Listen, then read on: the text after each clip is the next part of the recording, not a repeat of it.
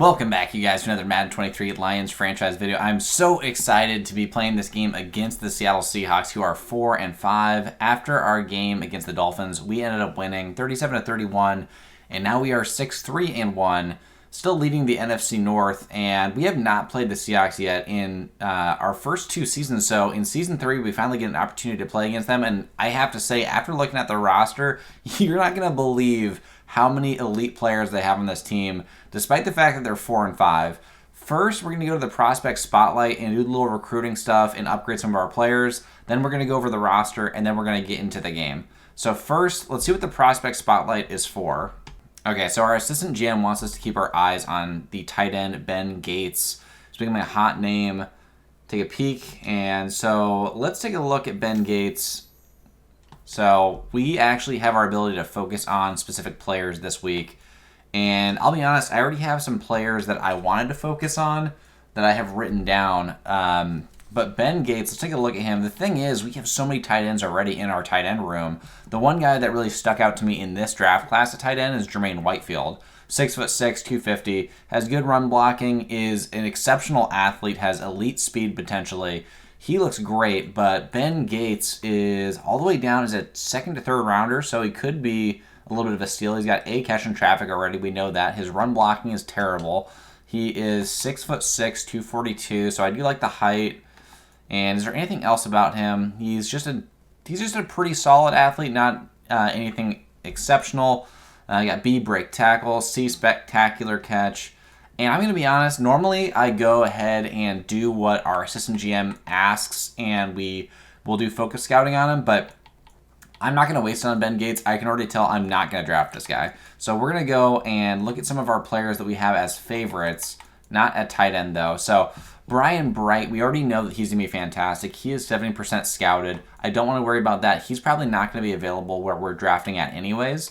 So I'm going to go down to a player that we really want to consider drafting, and that is Enrique Strickland, 5'11", A hit power, A man coverage. We still don't know about his tackle and zone coverage, but he looks like he could potentially be an outstanding strong safety. Just a safety in general. He could even be a linebacker. 5'11" is a little bit short, but we've already drafted a linebacker that was 5'11" before, and he is 223 pounds, so he's not, super small. He's pretty big at 5'11". Philip Combs is another player that we like a lot. And the thing is, Philip Combs at 5'11" is another player we like a lot. So Philip Combs, he is jumping off the board athletically, great to elite in a lot of different categories. He's only 5'11", that's the only downside to him. And his hit power is not great, but he has B man coverage, A zone coverage. He's got solid tackle. He's got A pursuit, which is fantastic. So he's another player, a lot like Nathan Walls, that could play linebacker or safety. So we're going to go for Enrique Strickland, Philip Combs, and then Doug Solomon is a player that is very similar to Philip Combs. He's 3 inches taller and a little bit slower, and we don't know much about him yet.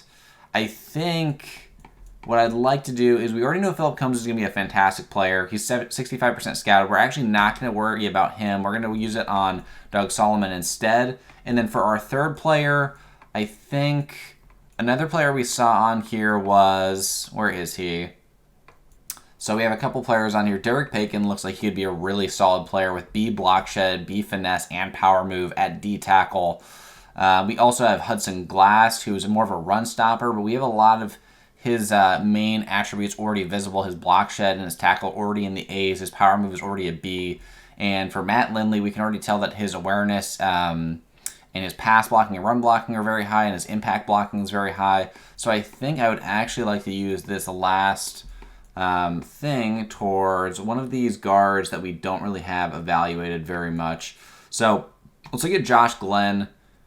Josh Glenn, he is pretty solid athletically. He's got, great to elite change of direction, which for a guard actually I think is kind of important if you're going to be moving them around a lot for run blocking. And we know that his run block power and overall run blocking is not great. His impact blocking is not great either. I am going to stay away from that for now. Brett Thomas, on the other hand, so he has some good athletic skills. His lead block is an A, impact block is an A, pass block is okay, run block finesse looks good. So I'm going to use it on Brett Thomas, who is a day 3 player, because I think he could actually be really good. All right, before our game with the Seahawks, we have 3 upgrades to a couple of backup players. Thayer Munford has been our backup right tackle for a while, and we're going to upgrade his pass protection, just get him up to a 69, hopefully get him close to a 70 overall soon, and I don't foresee him ever being a starter. 24 years old right now, still not up to the 70 overall mark, but he will be a solid backup for us. John Fitzpatrick is a tight end that we signed very late, and if you just look at him, this dude is just jacked, but he is primarily a blocking tight end. He's got about 80 speed, kind of in the mold of Colby Parkinson, but more focused on run blocking and pass blocking. And so that is nice to get him boosted up a little bit. He's out of Georgia, and he might come in as kind of like a sub offensive lineman at the tight end spot if we're going like really heavy on the run game. Cameron Good, our backup left outside linebacker, 6'3". He is, I think also, he's 26 years old out of Cal, and his pass coverage and power rushing is very low. We're just going to worry about his speed rushing ability. He is, again, our 3rd left outside linebacker. He's probably not going to see the field all too often, but he's up to a 66 overall. All right, this Seahawks roster is absolutely insane. So Jared Goff is their QB, and Jared Goff is a serviceable quarterback, can absolutely be solid, but they have Derrick Henry at halfback. And again, Derrick Henry, one of the hardest halfbacks to bring down in the game. Brian Robinson is their backup, is very solid. They get C.J. Ham as their fullback. They get Cortland Sutton at their wide receiver 1, and then Brian Saxton, 97 speed, 5'10", a second-year player that I've known for a long time is a very good wide receiver. He's only got star dev, only 23 years old though. His catching is very good. His route running is very good. And then Olamide Zacchaeus, who is, I believe he's on the Falcons.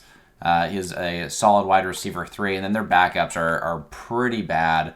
Tyler Higbee is their tight end number 1. They also have Will Dissly. At left tackle, they have a second-year, 22-year-old playing left tackle, almost an 80 overall.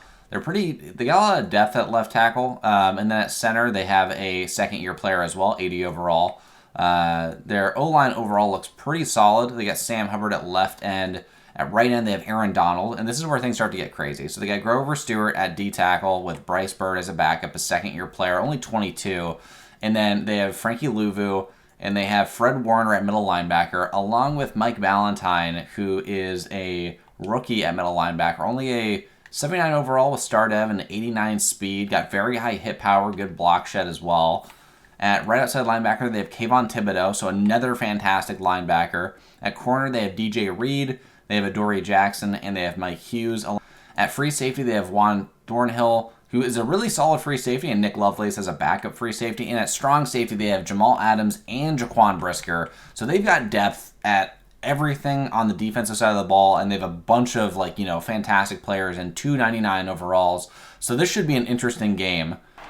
On the kickoff is AJ Cole, and a big development in this game, or kind of a layover from last game, is that in that OT game against the Dolphins, for overtime, after the 3rd interception thrown by Jake Zimmer, we benched him and started Kirk Cousins, and we do not plan on benching Jake Zimmer long term, but for this game, Kirk Cousins has a significant boost to his overall pass accuracy, and Kirk Cousins is going to be starting in this game for us. As Jake Zimmer has come off 3 straight performances of 3+ interceptions. And so, I mean, at this point, I feel the only thing that actually makes sense is to actually bench him for this one game and just see how we perform without him on the field, see how Kirk Cousins performs. And again, this is not an evaluation of Kirk Cousins to actually be potentially used as a starter.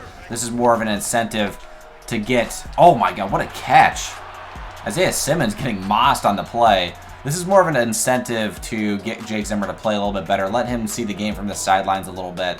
Kind of like a Zach Wilson situation, but hopefully his teammates don't hate him. I don't think his teammates hate him. But yeah, we're going to go and kind of start off like that. Oh, and one-on-one again. Surtain goes for the pick. Brian Saxton making some plays early on, getting down to the 21-yard line. Jared Goff already 2 for 2. And we got to lock in on defense a little bit.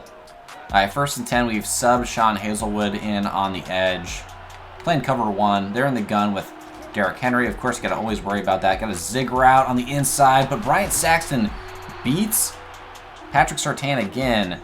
And Nathan Walls ultimately makes the tackle and brings Saxton down at the 3-yard line. And in I form, we got to worry about Derrick Henry running the football. We are full-out run committing.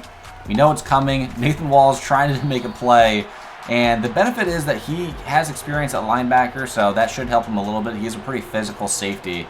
And he's rocking the cradle. I can't believe it. Getting one tackle on Derrick Henry at the goal line, and he is feeling himself. So on 2nd and goal, we got to get another stop here.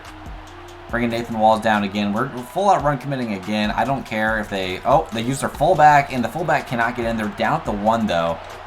2-yard run by C.J. Ham. In the I form one more time. Running straight at the middle. We know it's coming. And Derrick Henry's running to the right. We stop him again. I can't believe it. On 2 carries, held him to -1 yards total. Now 4th and goal, and they're going to take the field goal. I am surprised that we were able to stop them at the 1-yard line like that. They had a lot of success just passing it down the field, and then completely just switched into, you know, goal line, just run game offense, and didn't even think about passing it once. And you know, why would you with Derrick Henry in the backfield? I don't fault them at all, but the passing game was working for them. And on the kick return, we've got our own Brian. We got Brian Jackson on the return, who's been outstanding for us this season. Jackson on the return. I thought we were going to get a better block by Calvin Austin there, but down the 16-yard line, not his best. And Kirk Cousins stepping out onto the field for his first possession. It's been a while since he has started in a regular season game for us that actually mattered. He did play for us in the last game of the season before the playoffs last year when we played against the Packers, and we ultimately ended up losing by 1 score. But he actually had a pretty decent game. He ended up having 2 touchdowns and 2 interceptions. But this is a kind of a reworked offense that plays a little bit differently now that we have a new Cordero Patterson on the team. Lionel Hebert on his first carry loses a yard almost. Actually ends up getting nothing. On 2nd and 10, gonna do a little halfback scrum with Brian Jackson. And, you know, our offense, of course, is going to be switched up a little bit with Kirk Cousins in at quarterback. We're not going to be running as many read options, of course. Brian Jackson on the halfback screen tries to go to the outside, but the block went outside, and instead we only pick up 2 yards on the screen. It's going to be 3rd and 8 now. And a little bit of a jumbo set with our 3 different tight ends on the field. Looking over the top, and Posey able to grab it, snag it, pull it down, and pick up the first down. I was worried about him getting hit midair, but he did a good job of quickly catching it and bringing it down and securing that catch, securing the first. In single back again. You're going to run it with Hebert again here. More of a pro-style offense. And we immediately get tackled in the backfield. Of course, when Aaron Donald and Fred Warner are there, it is hard to run the football with that many playmakers on defense. Oh, right in your face. And we may have to go to more of a pass-heavy game here with Brian Jackson running an inside zone, see what we can do. A good first run by Brian Jackson, picking up 9 yards to make it 3rd and 3. And on 3rd and 3, we're going to go back into jumbo again. This time we're going to run a little play action at a single back. Or actually, it's not play action. It's just a straight-up run. And I'm throwing it up top to Quinn Posey, and he holds onto it versus Fred Warner. What a catch. What a throw by Kirk Cousins. Now 3 for 3 for 41 yards. And we're down to their 37. On 1st and 10, it looks like it might be man coverage. And it's zone. And we have the throw to Posey in the seam, but we get sacked by Grover Stewart. They get him through quickly on the pass rush. And that is what we got to worry about with this Seahawks team. They got so many elite pass rushers, just so many elite defensive players in general, that we cannot just sit around in the pocket. Cooper Kupp are watching on the out in man coverage, but it's a bad ball from Kirk. On 3rd and 17, we got to at least pick up some yards to stay in field goal range. Jameson could be open on this post, but instead we're going to pass it to Cooper, but great coverage there by Fred Warner. That was a little bit deeper of an in than I was expecting from Cooper on that route, but see if we can make this 61-yard field goal. And it is just good, and we tied the game 3-3. A nice kick by Cade York. Coming out in 3-4 coverage, we got Cortland Sutton out there with Brian Saxton. Running the football with Derrick Henry, and Damon Clark gets to him, but Derrick Henry just shoves him off and easily picks up 9 yards, making it 2nd and inches. And on 2nd and inches, we're going to play some underneath coverage. Try to force Jared Goff to throw it deep. Probably his worst sort of skill.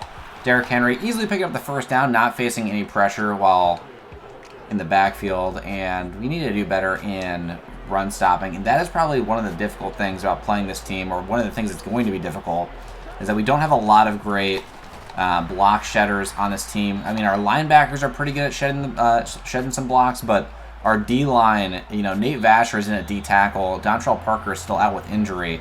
Trey Hendrickson is more of a pass rusher, and so is DeMarcus Lawrence. I would say DeMarcus Lawrence is probably our best D-lineman right now that can kind of disrupt the run game a little bit. Sean Hazelwood is also not a great run stopper. Watching the in, it's a halfback screen. Derrick Henry getting some good blocks, picking up the first down, but there is a flag. It could be holding. And it's roughing the passer instead, so it's going to be even more yards, down to the 33. 1st and 10, we'll run cover 1. A short out is caught by Will Dissly, who evades the tackle from Tariq Woolen, going down at the 21, picking up another first down. So far, we've had our most success against this offense in Big Nickel, but I can't say we've had much success in general. They've been great at completing passes, and a lot of short routes have been open, and Nathan Walls gets beaten coverage by Brian Saxton. Again, Brian Saxton with maybe his 4th or 5th catch of the game already, this time for a touchdown. But Nathan Walls got cooked in one-on-one coverage, and I can't fault him for that. Sean Hazelwood has a pec strain, and we are going to keep him in the game. I'm not too worried about him getting re-injured. But, yeah, Nathan Walls does not have the highest man coverage. You know, converting again over from linebacker. We're still working on that man coverage a little bit. And so he got cooked one-on-one by Brian Saxton on the crossing route. And we just need to put him in a better position to succeed. That was just a tough situation for him to be in. But now we have the chance to answer down by a touchdown. Again, Kirk did pretty well on his first drive. Just had 1 or 2 inaccurate balls. Some good blocks. Brian Jackson doing a good job on the return. Bringing it up to the 27. Giving us some decent positioning. Out of the pistol, usually a formation we like to do a lot of read options and QB runs out of, but we're going to do a little halfback counter. Some good blocks for Hebert. Only picks up a yard and still is at 3 carries for no yards right now. A little bit concerning. Underneath, we're watching, and we held on the ball far too long. And we got to adjust the amount of time that's in our head to make a play in the pocket. You do not have enough time with this team. We're going to send Posey on the go, and he's rattled. Okay, there we go. I got Hebert in the backfield. We're going to actually just block him, and we don't have anyone open, and it's a pick. A forced pick. Just a really bad pass there from Kirk Cousins.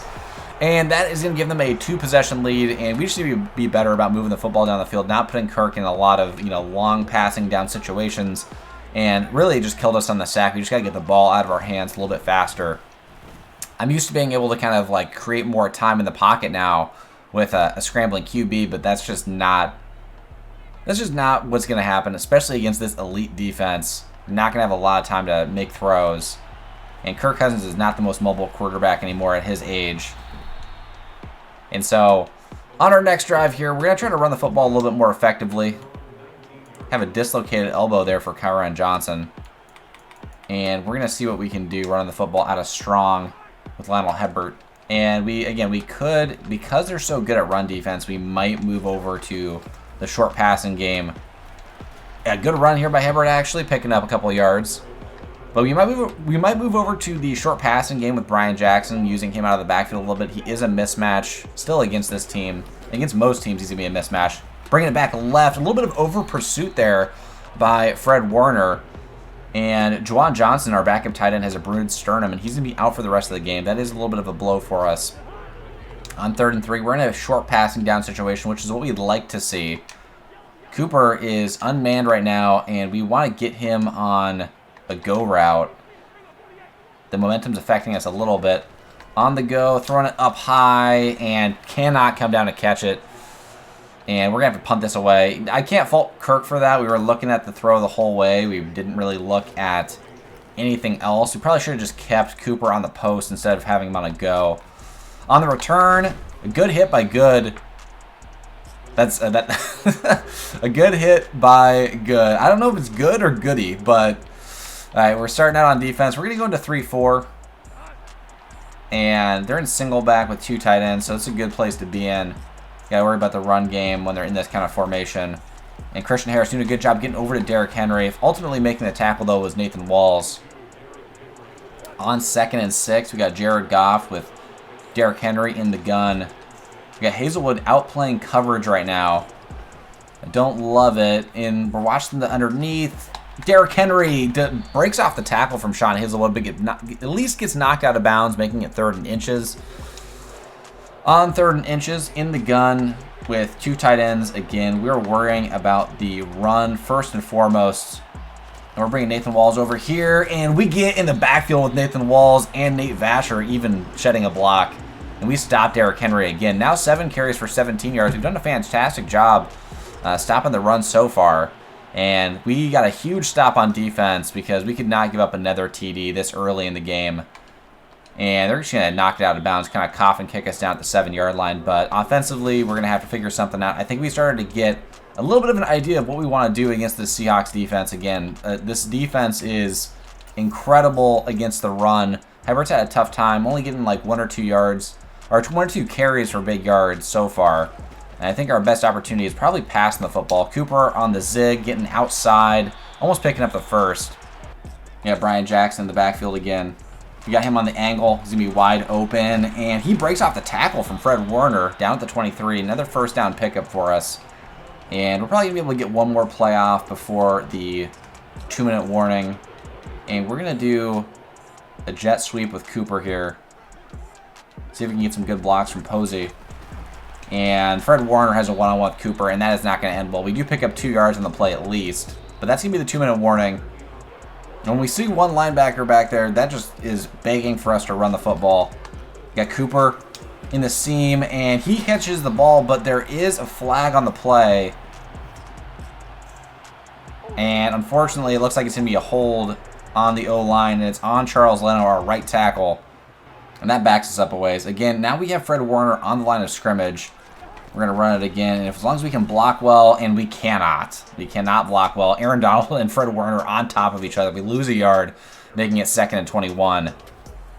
On 2nd and 21, I think this might be man. And it is.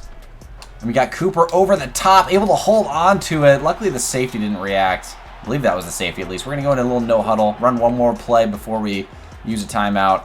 We're going to run Brian Jackson over to the left. He breaks off 1 tackle, call our first timeout.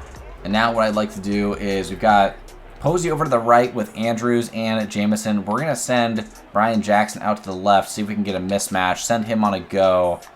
He's got that speed that can be a problem for some players. And I like Posey on the play.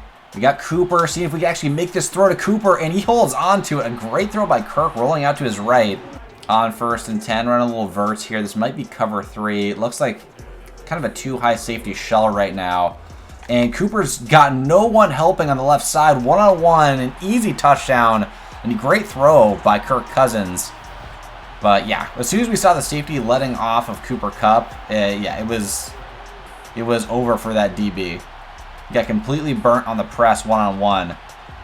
And yeah, Kirk did a great job of exploiting that mismatch against Adoree Jackson. In cover 1 right here.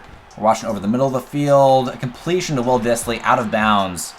And the Seahawks have all 3 timeouts, so we got to worry about them putting one more drive together before the half. Cannot just take it easy here. Sean Hazelwood coming off the edge. We're hoping he can get some pressure. We're watching the short outs and the zigs. We got a one-on-one, and he just throws it out of bounds. Great coverage by Tariq Woolen on Cortland Sutton. And I was hoping that Hazelwood could get some pressure there.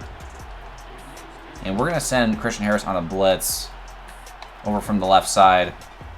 We're watching over the middle, and we get the pick with Eric Stokes out of the nickel spot. And Eric Stokes is going to take this one back for a pick 6 before half. And a huge mistake by Jared Goff there. We completely baited him into the pass. And we're going to tie it as Eric Stokes throws the football off of Derrick Henry's face. But again, a great lurk by Eric Stokes. A huge pick, and I don't know why he's throwing a curl to Zacchaeus there. It's a high risk, low reward pass, and Jared Goff definitely is upset, and I don't know how that's not a flag. All right, and we're starting the second half, tied 17-17 after that pick 6. Brian Jackson is on the return. Can we get something explosive out of this return? And a little bit past the 25. Still waiting for his second kick return touchdown of the season. I know it's coming at some point. On our first play, from the 26, we're going to go ahead and do a little halfback stretch out of strong with Lionel Hebert. Some great blocks. We're following them a little bit too hard. They continue to block the defenders to the outside, and I was just trying to get through the gap. Probably should have just cut it back in a little bit. Got our little play action out to the left. Definitely a risky play here. And we do have Posey open, who is able to catch it. What a throw by Kirk Cousins. Again, I don't know what to say about some of these throws out of sacks. I guess sometimes I'm getting lucky. I have not adjusted sliders to benefit me in any way. So that was just pure luck. Lionel Hebert on the carry outside on the toss. Has a one-on-one with Fred Warner, and that is making the run game definitely difficult with Lionel Hebert, who's more traditional as a power back. It's been very challenging for him in this game against Aaron Donald and Fred Warner up the middle, and it looks like it's going to be just as difficult on the outside. Running the ball with Hebert again, picking up 2 yards. And I do feel bad not giving him the ball a lot in this game, but ultimately we need to go with what's going to win us the game. And right now it's going to be Brian Jackson, who is still a mismatch for Fred Warner. Brian Jackson on the inside, one-on-one, able to hold on to the ball despite getting hit. He's going to get 4 and 3.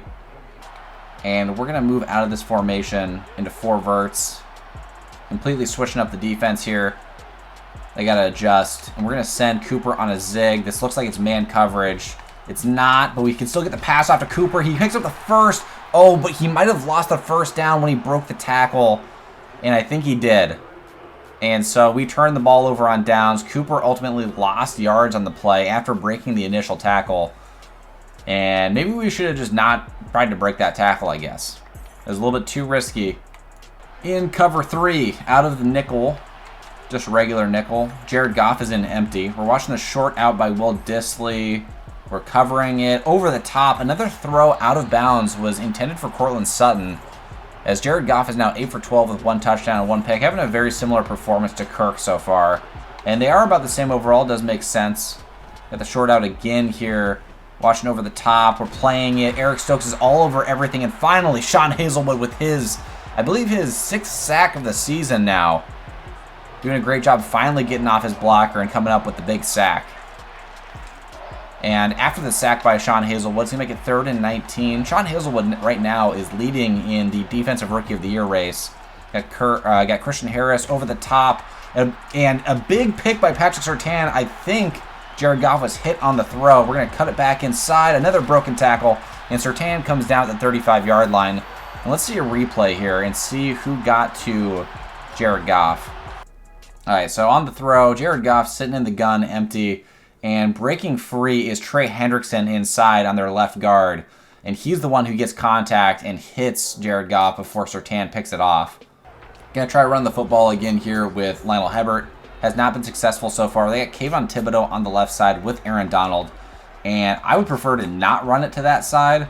We're just going to run it to the right. That's their weak side. Although Fred Warner is still lurking there on the second line. We're going to cut it back over the middle. Good run by Hebert. Ultimately still gets tackled, but for a 4-yard gain at least there. It's probably one of his 2 biggest runs of the game so far. Run a little play action here. Fred Warner is dropping down, sending a blitz. We got Jamison on the crosser. Can he keep his feet in bounds? And he can't hold on to it. On 3rd and 6, we're in single back. We got Aaron Donald and Fred Warner on the right side. This is a little bit of a dangerous play, but we're going to run a jet sweep with Brian Jackson. We got the one-on-one to the outside. He breaks the tackle, almost picks up the first. It's going to be 4th and 1. And the question is, do we go for it? On 4th and 1, we're going to go ahead and take a shot at it. Where Aaron Donald underneath, got Kayvon Thibodeau on the left side. It looks like we have a one-on-one with Cooper Kupp on the outside again against Adoree Jackson. And if we do, taking that one-on-one all day. They're continuing to leave Adoree Jackson out one-on-one with Cooper Kupp, and that is just not going to work out for them. A great pass by Kirk again, trusting in his #1 receiver from the first season of our franchise. Again, remember, Kirk led us to our first Super Bowl. He is not a slouch for sure. He can definitely still make these throws in the pocket. The main reason why we moved off of him is because he wasn't having a lot of success, and he is not really my style of quarterback. He's just the quarterback that we were using for a while. Certainly can use him. He's had a decent game so far, and he had a good first season for us. Running a little play action out of single back. See if we have enough time to make this throw. Over the middle to Cooper. Oh, it's an inaccurate pass. and forcing it a little bit too aggressively between two defenders, and Fred Warner comes up with his second pick of the game in the right position at the right time, and Cooper, you know, ran a great route, was open, but the throw was way too far to the right. All right, now the Seahawks are at their own 5-yard line. We played a little bit too over aggressively on offense, and the game is still tied here late in the third quarter. Bring in a little bit of a zone blitz. We're watching over the middle. Oh, but they threw a deep middle instead. A great hit by Isaiah Simmons, absolutely laying the wood on Zacchaeus. Jared Goff has 2 picks along with Kirk's 2 interceptions. So not a lot of great QB plays so far. Watching the slant routes, watching back over the left. Jared Goff finally getting hit by Trey Hendrickson. Jared Goff had a lot of time on that play. I don't love it. We got to get some pressure. We're going to try to get Sean Hazelwood a one-on-one off the right side, but it's a run by Derrick Henry, who runs over Christian Harris. Again, we're going to try to set up Sean Hazelwood for success. We're back with Shelby Harris, and it's a completion, again to Zacchaeus, picking up the first down. They caught us a little bit off guard on that play. I can't lie. Again, we're going to try to make this play for Sean Hazelwood, a run this time by Derrick Henry. We get to the left side. A good job shedding the block was Baron Browning, holding Derrick Henry for only a 2-yard gain. We're going to drop into man coverage. Yeah, Nathan Walls playing over the top, watching any sort of, we're watching the out, but Zacchaeus was open on the in one-on-one versus Isaiah Simmons. And he holds onto the ball despite getting hit going across the middle of the field, and that's going to be the end of the third quarter.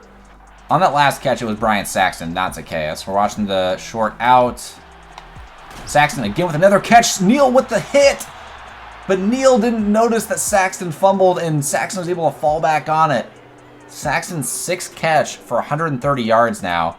And let's look at this play again here. So Jared Goff is sitting back in the pocket. He's got all day. Makes the throw right behind Christian Harris, and Ryan Neal with a huge hit on Saxton.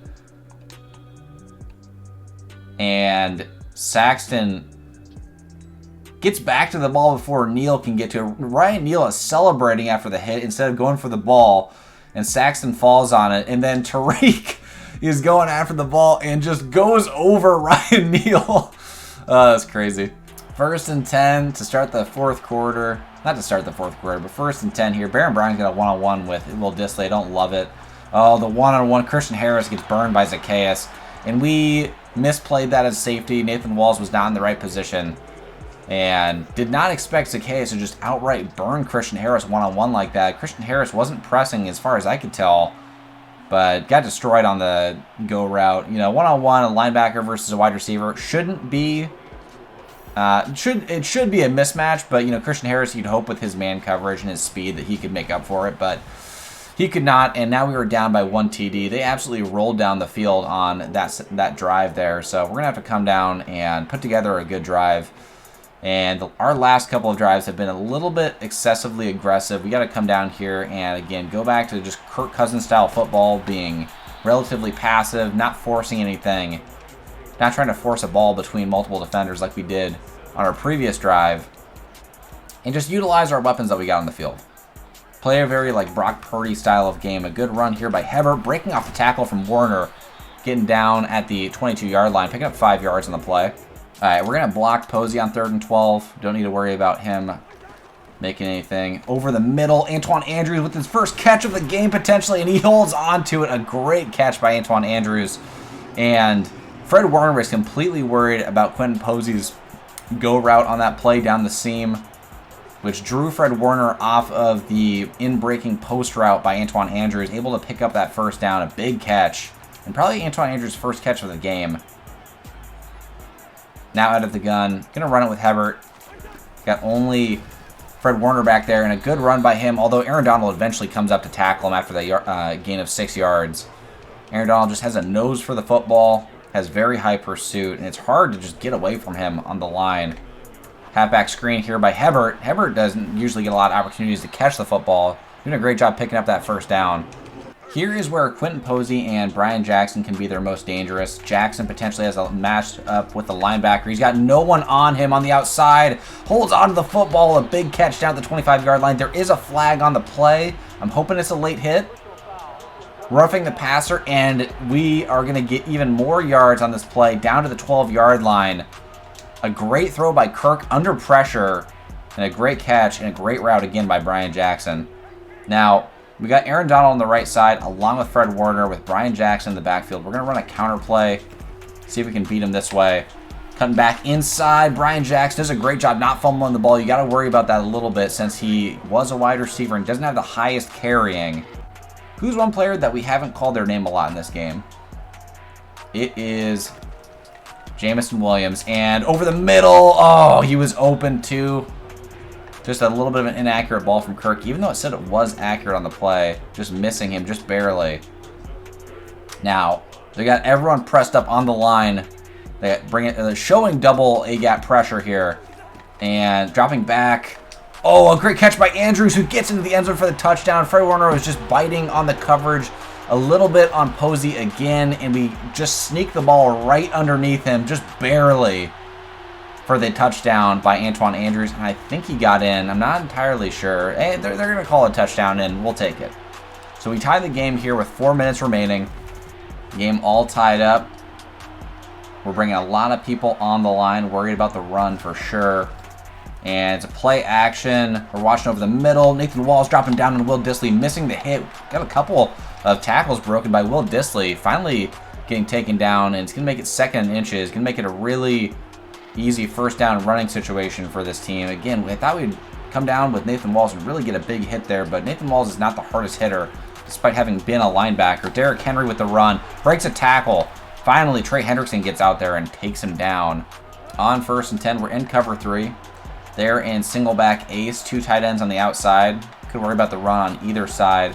Looks like it's a run to the right, and we're there immediately, this time with Christian Harris and Jerron Reed. In cover 3 once again, worried about deep passes over the middle. And Derrick Henry, a nice run. Christian Harris finally comes back over, and we get Derrick Henry to at least trip over Christian Harris. On 3rd and 2, they're in single back, worried about the pass and the run, and one-on-one, they get the pass off to Zacchaeus this time. Nathan Walls in support, finally taking Zacchaeus down. Good pass by Jared Goff, I can't lie. There's only a minute and a half remaining. We got to try to get a full stop, hold him to a field goal, or start using timeouts. Run by Derrick Henry, and we're able to take him down. We're going to use our first timeout. Actually, we don't have to. Brian Saxton is actually injured, their #1 wide receiver. That's a big development. We don't have to worry about the pass as much now. He has been by far their #1 weapon and has contributed to the majority of their yards. Derrick Henry on the run, watching back over to the left, and Derrick Henry gets taken down by Ryan Neal. It is going to be 3rd and 6. They're in single back again, and we're in cover 2. And it's a run up the middle, Derrick Henry, and Derrick Henry gets stopped. We got to use another timeout. Actually, our first timeout.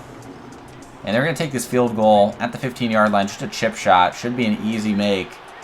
And we have to come down the field in 54 seconds. Like we've had, a lot of situations like we've had a lot of situations like this recently, and we got to come down the field with, a 2-minute or less drive in a lot of our recent games, and we have to put together a drive that results in 3 points or a touchdown here. And, Kirk Cousins is no stranger to that. Last game playing in OT exclusively and coming in and having a great game. A good return by Brian Jackson up to the 25. On 1st and 10 from the 25. We're going to start off with a halfback screen to Jackson, see if they see it coming. Jackson on the screen.